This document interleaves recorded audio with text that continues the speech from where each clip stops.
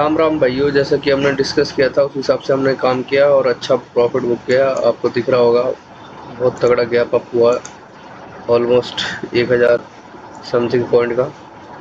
फिर भी हमने बाइंग किया, ये कॉन्फिडेंस होना चाहिए। फिर भी हमने बाई किया। हमने क्यों बोला कि गैप अप के केस में बाइंग करना है, ये साइकोलॉजी समझो पहले माइंड की।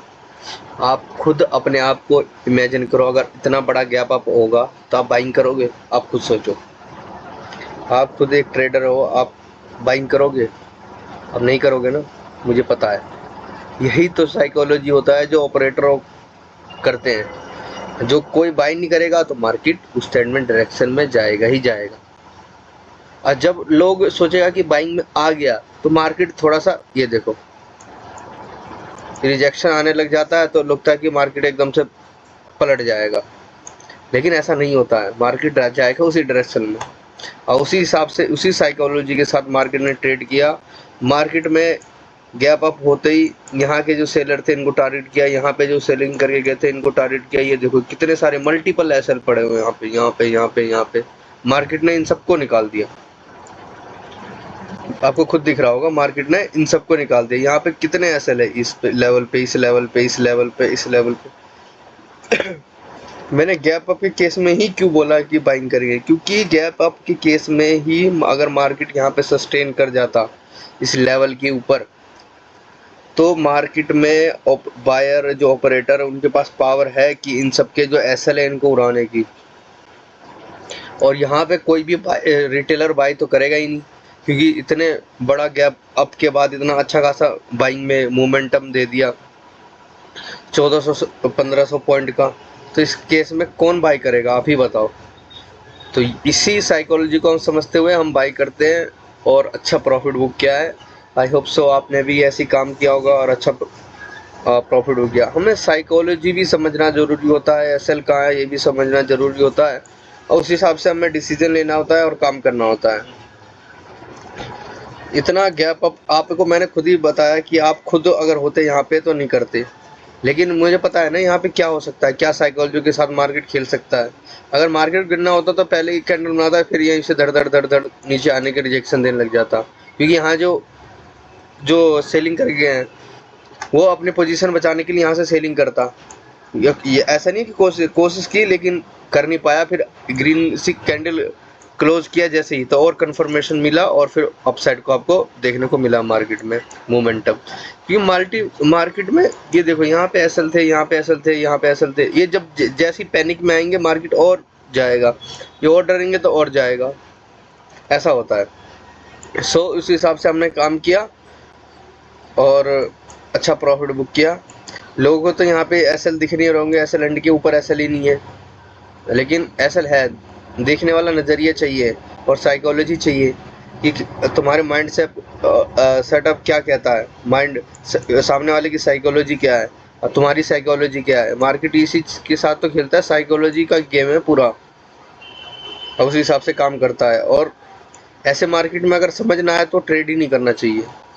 और वन स्ट्रेटजी, वन सेटअप पे काम करो। ये नहीं कि डे हाई ब्रेक किया तो मैं एंट्री लिया, ये डे लो हुआ तो इस पे भी एंट्री लेना है, यहाँ पे एस ट्रेंड लाइन आया तो भी एंट्री लेना है। ये नहीं कि मतलब यहाँ पे क्या कहते हैं, ये बॉक्स का कंसंट्रेशन ब्रेकआउट हुआ तो एंट्री लेना है। ऐसे एंट्री कैसे करोगे आप ट्रेडिंग को ना उलझा रहे हो। तो ऐसे काम करना ही क्यों। वन सेटअप, वन व्यू रहना चाहिए आपको। मार्केट आपको पता है क्या करना है। मुझे अगर मार्केट ऐसा हुआ तो ऐसे करेंगे। मैं सारे कंडीशन बता देता हूँ पहले कि मार्केट में अगर गैप अप होगा तो हम ये करेंगे, फ्लैट होगा तो ये करेंगे, अगर गैप डाउन हुआ जिस केस में हम बता देते हैं, हमें प्लान होता है तो उस हिसाब से बताते हैं। और मैंने इसीलिए कहा था कि गैप डाउन के केस में हमारा कोई प्लान नहीं है, क्योंकि नीचे एसएल नहीं थे मार्केट में। मे बी अगर फ्लैट भी खोलता तो इस लेवल तक ही जाता, क्योंकि नीचे एसएल नहीं है मार्केट में। देखो आपको दिख रहा होगा, मार्केट में नीचे एसएल नहीं है, मार्केट में ऊपर है। ये तो न्यूज़ की सेंटीमेंट की वजह से मार्केट नॉन स्टॉप फॉल हो रहा था, और जैसे ही वो ख़त्म हुआ एकदम से मार्केट ने तगड़ा गैप अप दिया और मार्केट सो ब्लिस क्लोज किया मार्केट ने।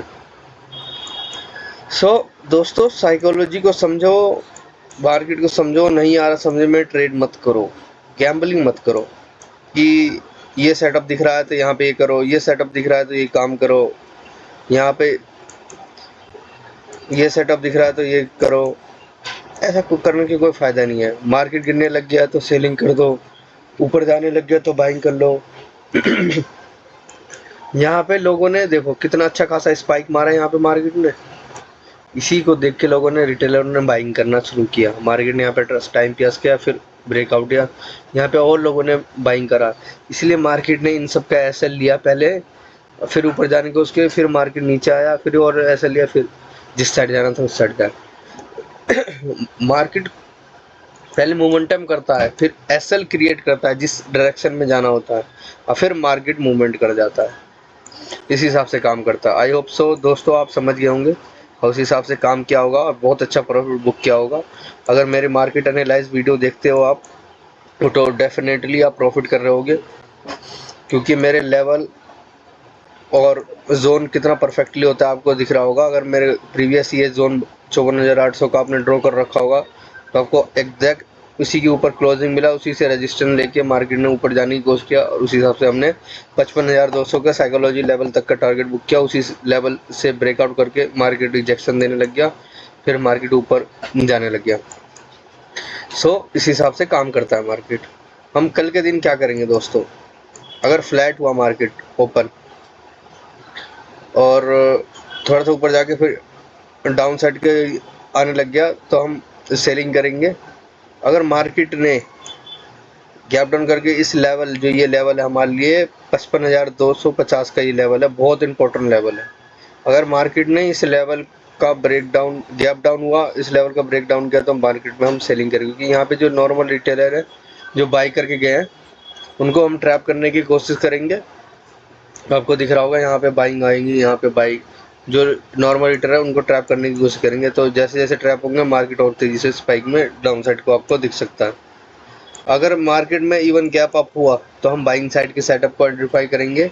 ये जो लेवल है 55,700 का, ये बहुत इंपॉर्टेंट लेवल है। यहीं से मार्केट लास्ट टाइम गिरा था, तो इस पर ध्यान देना आप। तो मार्केट ने गैप अप हुआ, फिर रिजेक्शन लिया, फिर मार्केट ने सपोर्ट लेके अगर मार्केट ने रैली करनी कोशिश करी तो हम बाइंग करेंगे। ये 55,500 का रेजिस्टेंस हो सकता है मे बी, और उस हिसाब से अगर इसको ब्रेक किया तो मार्केट को आपको डायरेक्टली ब्रेकआउट किया तो एंट्री लेना बेकार है, फिर नीचे आके फिर दोबारा जाएगा तो और अच्छे आपको ये लेवल देखने को मिल सकता है। दोस्तों आपको मैंने सारी बातें डिस्कस कर दी, उस हिसाब से हम काम करेंगे।